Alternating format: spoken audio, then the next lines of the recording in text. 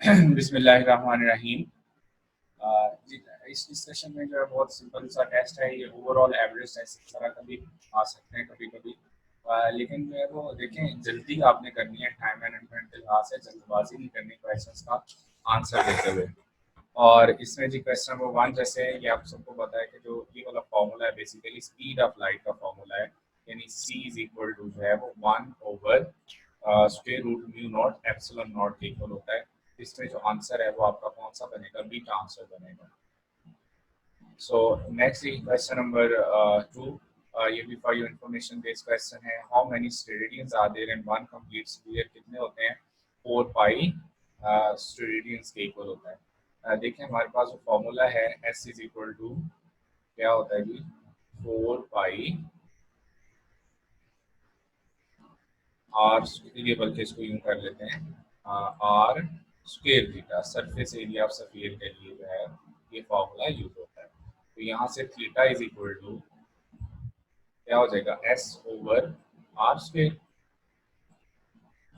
जो surface area of the sphere है वो एस जिसको हम बोल रहे हैं वो 4 पाई आर स्क्वायर के इक्वल होता है।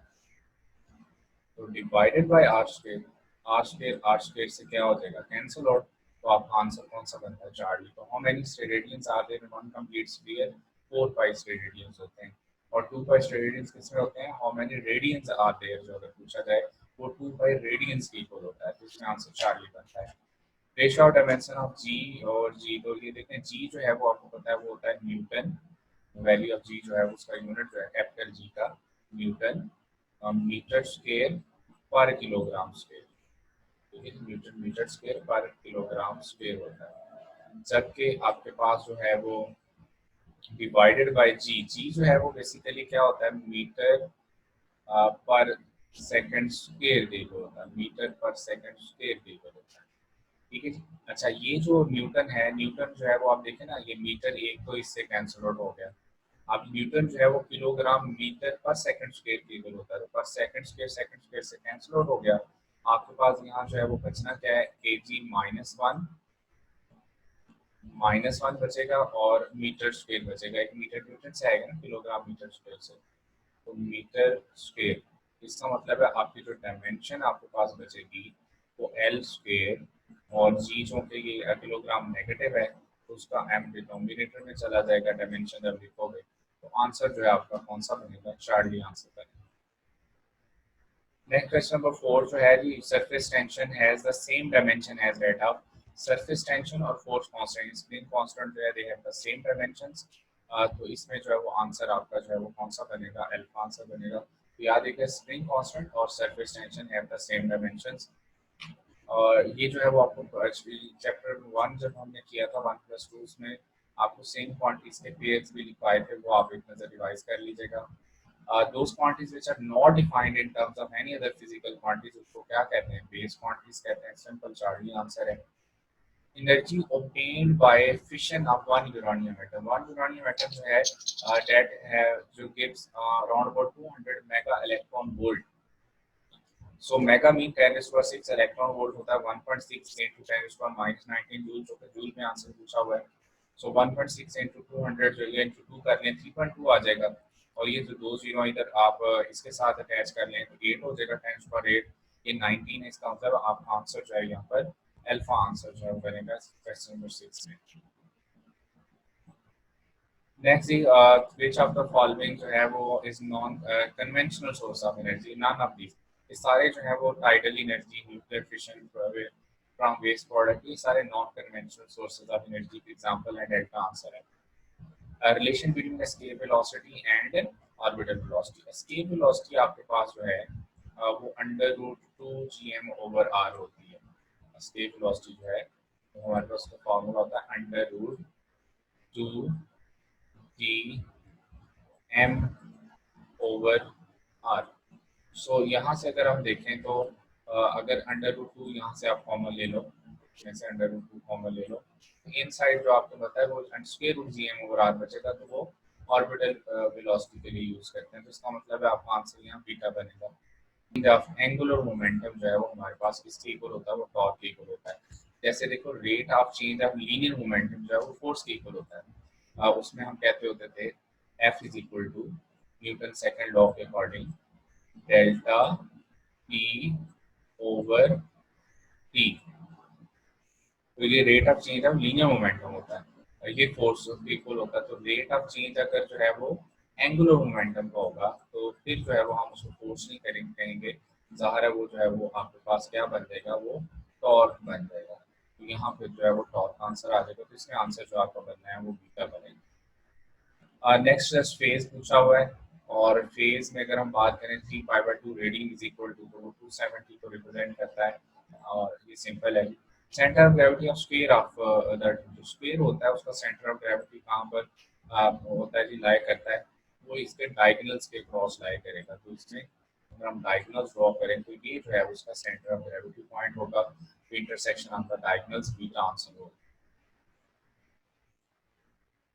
नेक्स्ट ये 12 जो है वो distance, minimum distance between object and real image जो हो सकता है वो 4f के इक्वल हो सकता है in case of convex lens जो है। जो अगर लेट से किसकी एक आपने केस पढ़ा था, in case of convex lens जो है, अगर आप कोई ऑब्जेक्ट जो है वो 2f के डिस्टेंस पे रखें, 2f के डिस्टेंस पे रखें तो इमेज भी कहते हैं 2f पे ही बनेगी।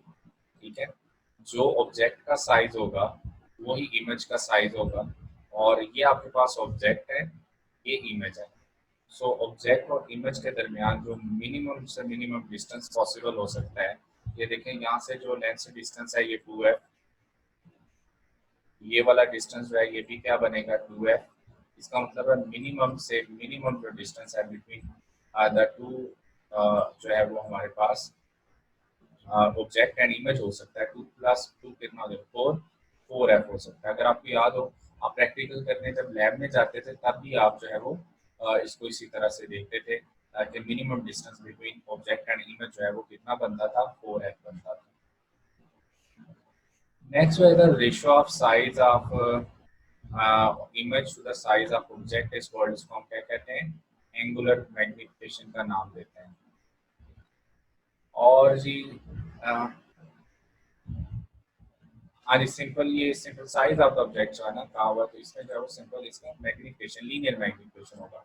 अगर ये एंगल्स के हिसाब से होता तो फिर हम जो है उसका एंगुलर मैग्निफिकेशन कहते हैं। इसमें अल्फा आंसर बनेगा।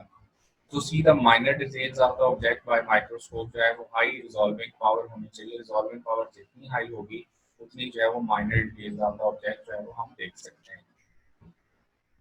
15G, if the system during reversible process absorb an amount of delta Q at temperature T, then the increase of entropy जो है, entropy का जस्ट यहाँ फॉर्मूला पूछा है, वो है जी alpha delta Q over T जो है उसका यूनिट जूल पर केल्विन होता है, अल्फा आंसर है।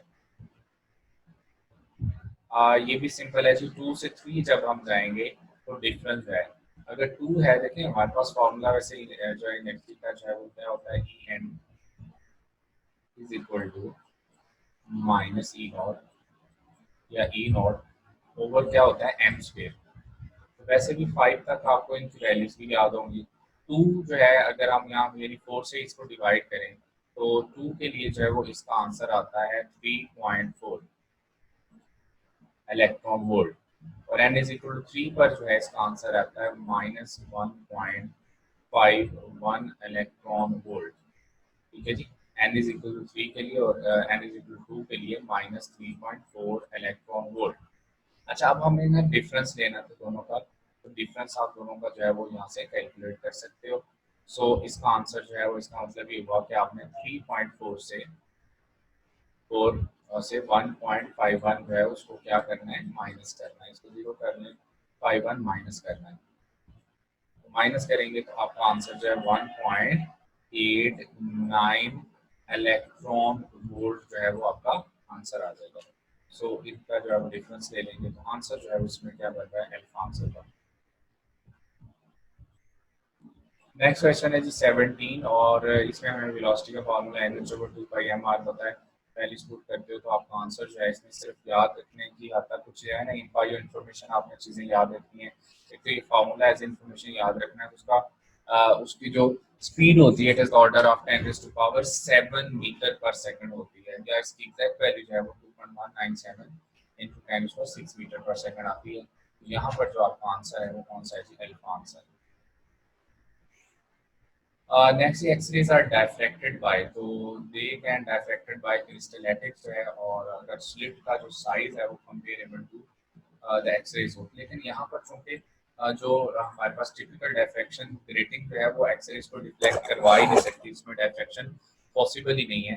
तो इसमें जो आपका आंसर बनेगा वो कौन सा बनेगा, क्रिस्टलैटिक। अब ब्रैग्स लो जो आपने पढ़ा था चैप्टर नंबर 9 में, तो आंसर चार्ली बनेगा। वर्स्ट हार्मोनिक क्वाड्रेंट में लोवेस्ट पॉसिबल जो है वो स्टेट किसको रिप्रेजेंट करती है जी, n इज इक्वल 1 टू, और उसकी एनर्जी जो है वो -30.6 इलेक्ट्रॉन वोल्ट, तो चार्ली आंसर है। अच्छा जी, अल्फा अगर मिट हो तो आफ्टर द मिशन जो है ये क्या हो जाएगा, यूरानियम 235 बन जाएगा, प्लोनियम जो है यूरानियम से। अब देखिए ना, जब एक अल्फा पार्टिकल एमिट होगा, अल्फा पार्टिकल जो है, तो उसका मास नंबर 4 टाइम कम होना चाहिए, चार्ज नंबर 2 टाइम कम होना चाहिए। तो 239 माइनस 4 235, 94 माइनस 2 जो है वो क्या हो जाएगा, 92 माइनस 2 जो है 92 रह जाएगा, इसका मतलब अल्फा आंसर बनेगा, ये सिंपल है। क्वेश्चन 21 में जी हमें कर्व बताना है कि कौन सा है, तो आपकी बुक में भी बना हुआ है। First increase binding energy per nucleon with the mass number, पहले इंक्रीज करती जाती है 56 मास नंबर पे मैक्सिमम हो जाती है, एंड देन डिक्रीज करना शुरू कर देती है, और मिनिमम यूरेनियम के लिए आती है और मैक्सिमम आयरन के लिए आती है। ये कर्व आपकी बुक में बना हुआ, चार्ली आंसर है। और इसमें जो बाइंडिंग एनर्जी पर न्यूक्लियन है आयरन के लिए मैक्सिमम होती है, इसका मतलब है iron is the most stable element of the periodic table. तो इसमें आंसर आपका कौन सा बनता है, चार्ली। और जो यूरेनियम है इज मोस्ट अनस्टेबल जो है, क्योंकि उसकी binding energy per nucleon minimum होती है। आयरन के लिए उसकी एनर्जी होती है, binding energy per nucleon 8.8 mega electron volt बनती है, जबकि जो यूरेनियम है इसके लिए 7.6 मेगा इलेक्ट्रॉन वोल्ट जो है वो बाइंडिंग एनर्जी पर न्यूक्लियन आती है।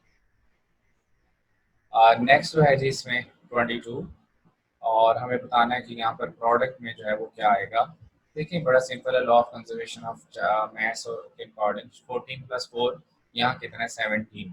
इसका मतलब है कि यहाँ अगर मैं एक प्रोटॉन ऐड कर देता हूँ तो ज़रा चेक करें कि यह बैलेंस हो जाएगा, 14 प्लस 4 18, 7 प्लस 2 जो है वो कितना हो गया, यहाँ 7 प्लस 2 जो है वो कितना होना चाहिए 9।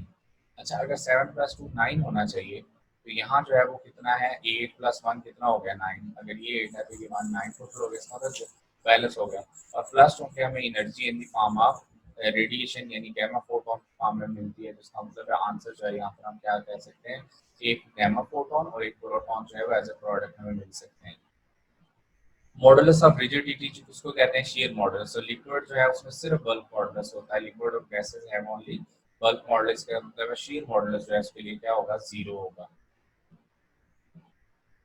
नेक्स्ट है जी इसमें टू स्टील वायर्स, अब हैविंग, अच्छा इसमें ये वाला क्वेश्चन बड़ा इंपॉर्टेंट है, अक्सर पास पेपर में आता है, रेशियो ऑफ इलोंगेशंस फाइंड करना। तो रेशियो ऑफ इलोंगेशन जो है इसका फार्मूला है जी F1 over F2 into L1 over L2 into A2 over A1। अच्छा, यहाँ पर अगर एरियाज गिवन हो तो A2 over A1, radius given हो तो R2 ओवर R1 का होल स्क्वायर, जो एरिया पाई R स्क्वायर होता है, और डायमीटर्स गिवन हो तो D2 over D1 whole square. तो इसमें 4 जो आएगा वो कांस्टेंट है, फॉर्मूले का पार्ट है, उसको यहाँ शामिल नहीं करना। अब वैल्यूज आपने जरा अच्छे से पुट करनी है, देखिए लेंथ आपको 1:2 गिवन है तो मैंने 1:2 पुट कर दी, फोर्सेस 40 ओवर 80 है तो 40 ओवर 80 पुट कर दी। डायमीटर 1 और 2 है, लेकिन यहाँ जो कि D2 ओवर D1 है इसलिए मैंने 2 ओवर 1 पुट किया है। तो यहाँ पर जो है वो मिस्टेक अक्सर होती है जब आप डायमीटर की वैल्यू पुट करते हो, तो चूंकि इनवर्स रिलेशन है इसका डायमीटर के साथ, रूल याद रखना है। अब ये जो है वो यहाँ पर इस वैल्यूज के अकॉर्डिंग आंसर आपका क्या बन रहा है, 1:1 आंसर बन रहा है, रेशियो ऑफ इलोंगेशन जो है। तो यहाँ देखिए जो इलोंगेशन है ये याद रखना है, चूंकि हमें पता है डायरेक्ट ये फॉर्मूला कैसे आया कि इलोंगेशन जो है वो डायरेक्टली प्रोपोर्शनल टू लेंथ होती है। इलोंगेशन जो है वो डायरेक्टली प्रोपोर्शनल टू जो है वो क्या होती है, फोर्स की होती है। Elongation but inversely proportional to जो है वो क्या होती है, एरिया ऑफ क्रॉस सेक्शन। तो यहाँ से जो है वो आपके पास फॉर्मूला फॉर्मूला बेसिक फॉर्मूले से हमने कैलकुलेट किया, सो यहाँ से जो है ये आंसर आ जाएगा। 25 G semi conductor, semi conductor में देखें अगर इलेक्ट्रॉन्स की कंसंट्रेशन ज़्यादा है और होल्स की कंसंट्रेशन कम है सेमी कंडक्टर में, तो ज़ाहिर है वो एन टाइप बनेगा। और पी टाइप का बनता है अगर होल ज़्यादा होते हैं इलेक्ट्रॉन कम होते हैं, तो इसका आंसर जो है सिंपली एन टाइप है। मैंने आपको बताया था कि ये जो कॉस्ट निकालने का तरीका जो है, चूँकि हमारा कॉस्ट निकालने का जो तरीका होता है वो क्या होता है, पावर इनटू टाइम। और जो एनर्जी यहाँ पर चूँकि लेनी है वो आपने लेनी है किलोवाट आवर में, किलोवाट आवर में। ठीक है, एनर्जी जो होनी चाहिए मल्टीप्लाई बाय यूनिट प्राइस के साथ जो है वो आपने मल्टीप्लाई कर देना है। तो किलोवाट आवर्स में जो है ऑलरेडी आपको बताया हुआ, तो 1 किलोवाट आवर, 100 वाट का bulb is use for 10 hours. और कॉस्ट ऑफ ऑपरेशन जो है वो 1 किलोवाट आवर के लिए कितनी है, 10 बताई हुई है। आप देखिए ना, 100 वाट का अगर बल्ब 10 आवर्स के लिए यूज होता है, मैं इसको दोबारा से ना पावर के रिस्पेक्ट से लिखता हूँ ताकि आपको बेसिक समझ आएगा कॉस्ट कैसे निकालते हैं। पावर, पावर हमेशा जो है वो किस में लेनी है, किलोवाट में। ठीक है, पावर जो है वो किस में लेनी है, किलोवाट में हमेशा। टाइम जो है वो आपने किस में लेना है, हमेशा आवर्स में लेना है। टाइम हमेशा आवर्स में लेना है और उसको यूनिट प्राइस के साथ मल्टीप्लाई कर देना है जो भी गिवन हो। अब आपका यूनिट किलोवाट आवर ही बनेगा ना। अब पावर 100 वाट आपको गिवन है, तो 100 वाट को किलोवाट में कन्वर्ट करें ना, तो वो 0.1 किलोवाट बनेगा। टाइम ऑलरेडी आवर्स में गिवन है, इसको कन्वर्ट करने की जरूरत नहीं है, तो ये 10 आ गया। अब यूनिट प्राइस जो है वो आपको 1 गिवन है, तो ये 1 आ गया। तो आंसर भी इसका 1 ही आएगा, यानी RS 1 रुपीज इसका आंसर आ जाएगा। इसमें आंसर जो है वो आपका बीटा आंसर बनेगा। ये भी सिंपल है जी, कहते हैं पावर जो है वो ड्रॉप जो है वो पावर का फॉर्मूला होता है I² R। ठीक है जी। तो इसमें देखो जी, इसमें सिंपल है, मैंने आपको बताया था, यहाँ पावर रूल अप्लाई कर सकते हैं स्मॉल वैल्यूज के लिए। तो परसेंटेज में जो पावर जो लॉस होगा, जो कि करंट के ऊपर जो है वो 2 पावर है, तो 2 multiply by power factor multiply by current में जो वेरिएशन है वो 1% है। तो इसका मतलब है कि जो पावर में जो वेरिएशन है वो कितनी आ जाएगी, 2% आ जाएगी। तो इसमें आंसर जो है वो बीटा आ जाएगा। बल्ब वाला क्वेश्चन जो है मैंने आपको बड़ी डिटेल के साथ करवाया हुआ है। अच्छा, इसमें जो है वो आप देखें कि दो हमने बातें की थी कि बल्ब की जो रेजिस्टेंस है हमेशा आपने किस फॉर्मूले से देखनी है। इसको आपने जो है वो बल्ब की जो रेजिस्टेंस है उसको आपने हमेशा जो है वो देखना है जी, इस वाले फॉर्मूले से वी स्क्वायर ओवर आर से। तो R V square over V हो गया, तो R inversely proportional to power हो गया। इसका मतलब है जिसकी पावर ज्यादा होगी उसकी रेजिस्टेंस कम होगी, जिसकी पावर कम होगी उसकी रेजिस्टेंस ज्यादा होगी। सीरीज में जो है वो आपने देखना है जिसकी रेजिस्टेंस ज्यादा है, क्योंकि वोल्टेज जो है वो डायरेक्टली प्रोपोर्शनल टू आर होती है। तो जिसकी रेजिस्टेंस ज्यादा होगी वहाँ वोल्टेज ड्रॉप ज्यादा होंगे, तो वहाँ वोल्टेज ड्रॉप ज्यादा होगा, तो वहाँ पर जो है वो ब्राइटनेस ज्यादा होगी। पैरेलल में आपने देखना है कि करंट जो है वो इन्वर्सली प्रोपोर्शनल टू रेजिस्टेंस होती है। तो पैरेलल में वो बल्ब जिसकी रेजिस्टेंस कम होगी वो ज्यादा ब्राइट होगा। तो यहाँ चूंकि सीरीज का कॉम्बिनेशन था बता रहा था, तो सीरीज में अब देखें तो 25 वाट वाला जो बल्ब है, चूंकि उसकी पावर कम है तो रेजिस्टेंस उसकी ज्यादा होगी।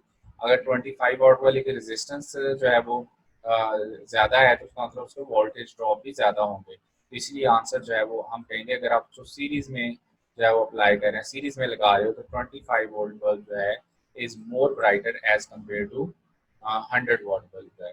सो अगर ये पैरेलल में कहता फिर हम कहते हैं 100 वाट वाला बल्ब ज्यादा ब्राइटर है, क्योंकि पैरेलल में हमने देखना है जिसकी रेजिस्टेंस जो है वो कम है, और सीरीज में देखना है जिसकी रेजिस्टेंस ज्यादा है।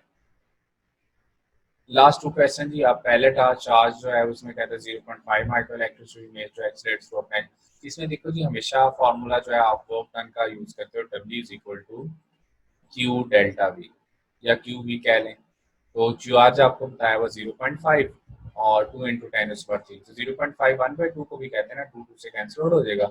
आपका आंसर यहाँ अल्फा ही बनेगा, सिंपल है जी। और लास्ट वन जो है वो was first to measurement the electrostatic force जो है डिस्क्राइब किया था जी कूलम्स में। कूलम्स लॉ आप पढ़ते भी हो, तो इसमें आंसर जो है वो बीटा होगा। ठीक है, इसको रिवाइज है दिस पेपर। और आई होप सो कि आज का टेस्ट में आपको फुल मार्क्स होंगे। Best of luck for your future time. इजाजत है बेटा, अल्लाह।